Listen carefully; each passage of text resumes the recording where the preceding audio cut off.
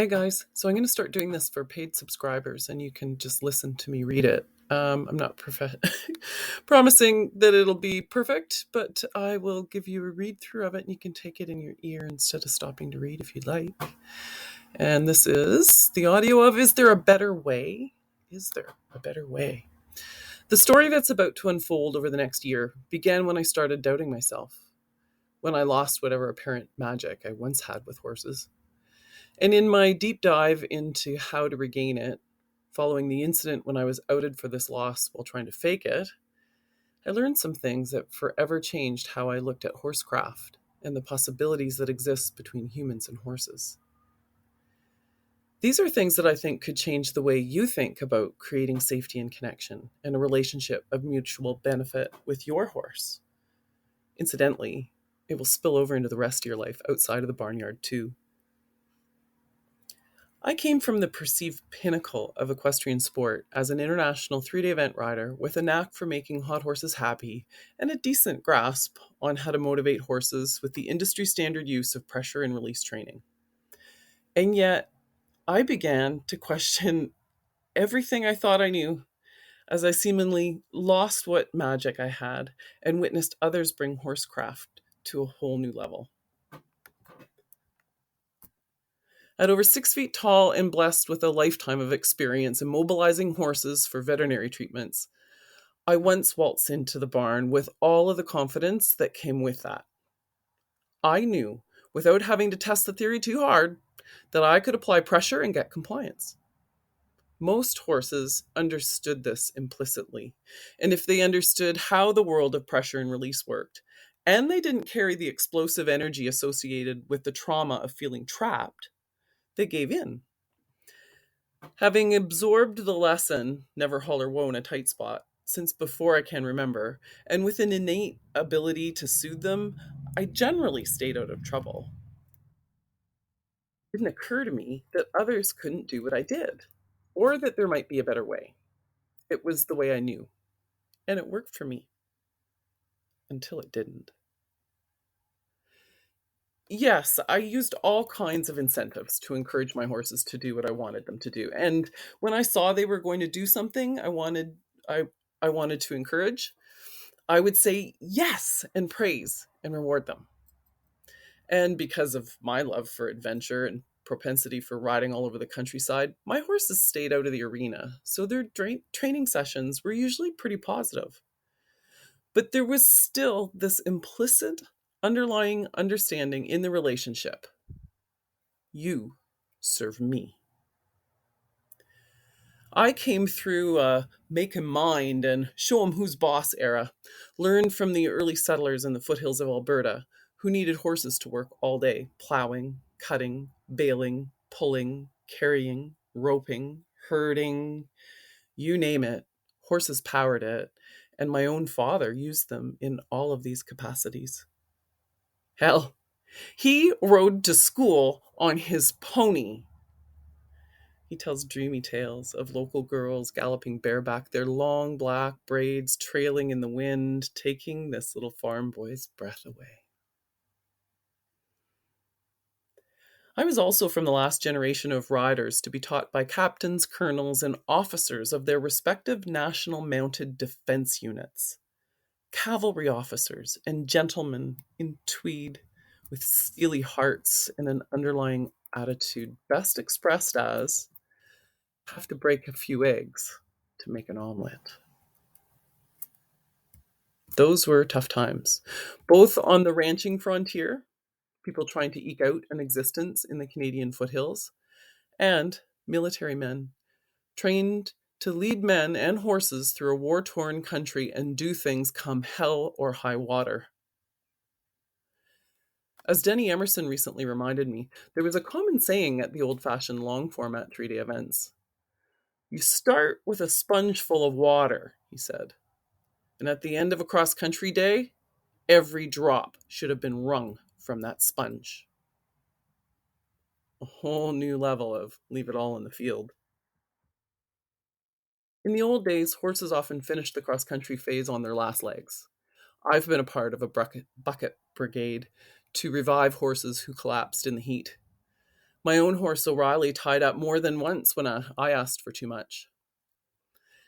It was what we knew. And when you add human ambition to the strict instructions we had to finish at all costs, you had riders climbing back on after multiple falls and finishing to their detriment, and too often to their horse's detriment. Some horses got cooked and never went on to do anything else after a major games.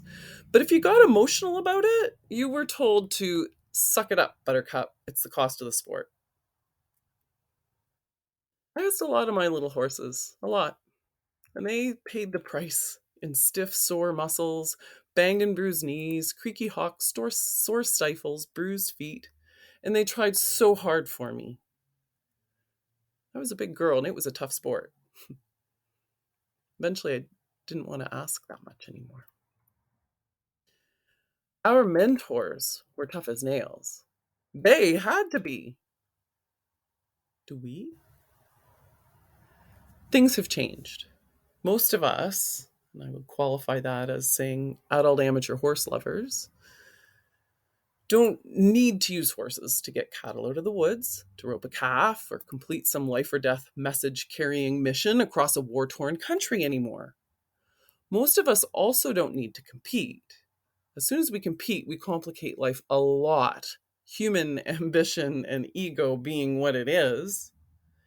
Sure, it works for loads of people and more power to them. But it's a turnoff for many adult amateur horse lovers. And what they're really looking for: safety and connection, and a relationship of mutual benefit. And it's those folks I'm speaking to.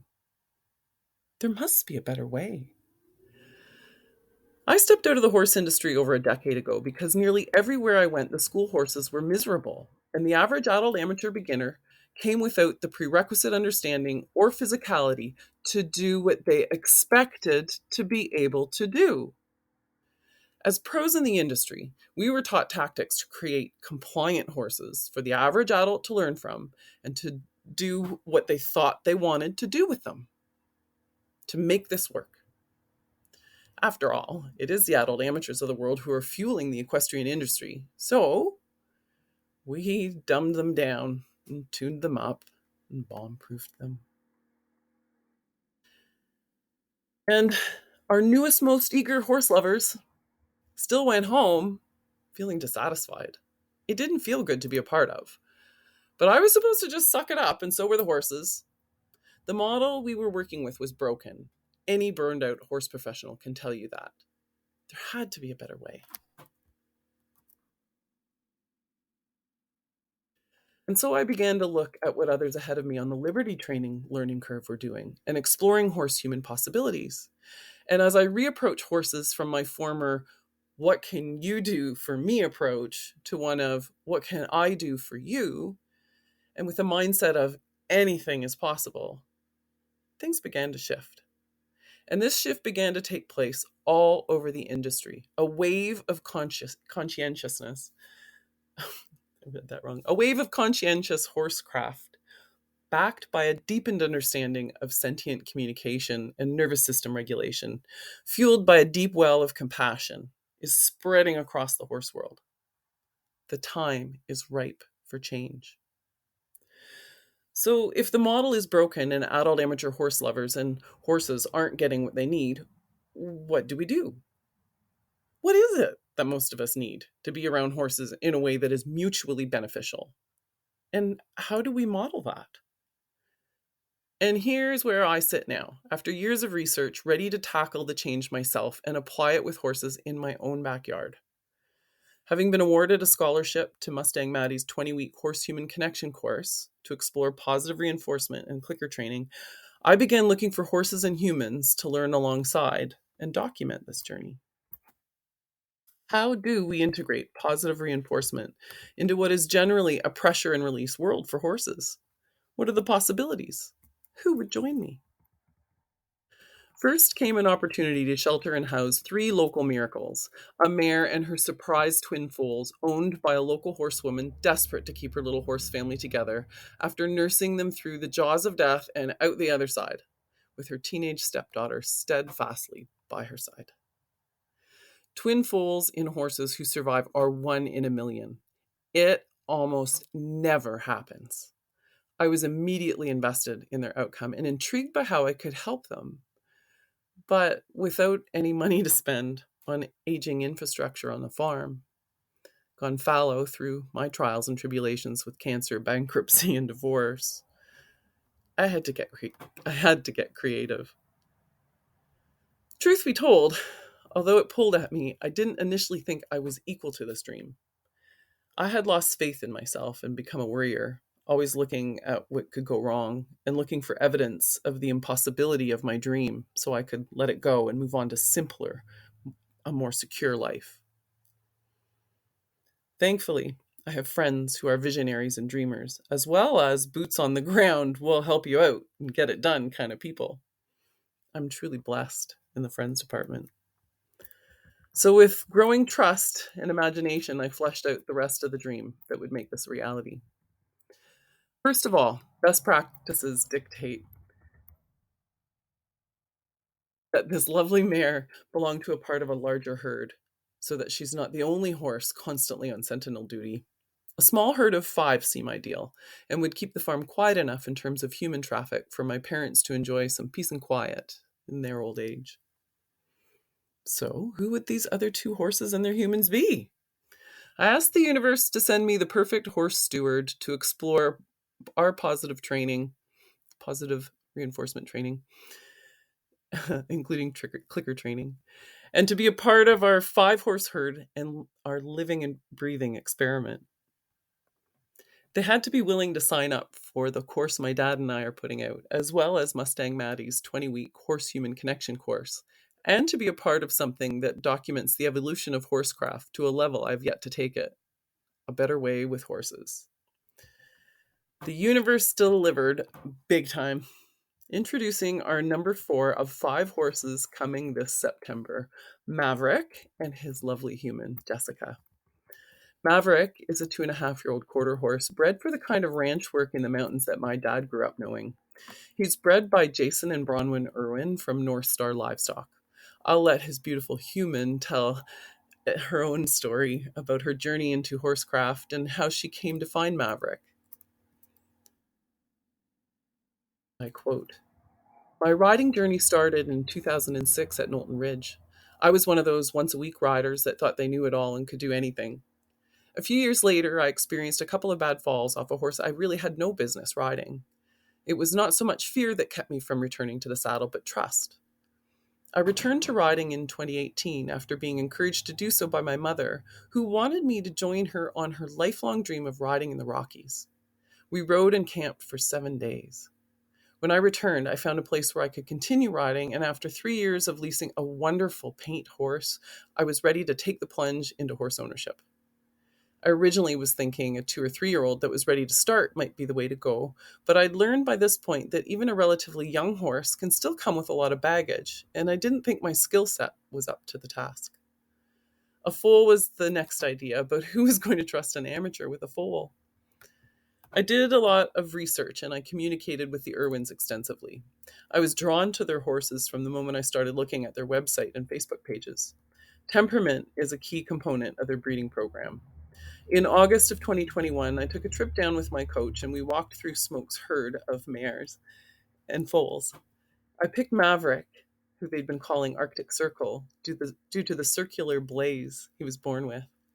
Or maybe he picked me. 2 weeks later, I brought him back, and we've been building a solid partnership that I hope will last the next 30 years. Aren't they perfect? On top of it all, I have a production partner attached to this project, and we are going full steam ahead into fundraising to make a full-length documentary on the theme of finding a better way with horses and with life. We have all the ingredients coming together, including a small group of volunteers. The final piece, horse number 5, is next. I'm looking for the right racehorse owner with a suitable off-the-track thoroughbred to apply these positive reinforcement training methods with and rehome to a new life post-racing career. They're just around the corner, and I'll let you know who they are when they reveal themselves. In the meantime, enjoy the pictures of Maverick on my Facebook page and join us on our journey here for updates. And sooner or later, there'll even be a website at www.themagicofhorsecraft.com. But I have to stop recording myself now and go make that happen. Thanks for listening. Love you all. Take a chance.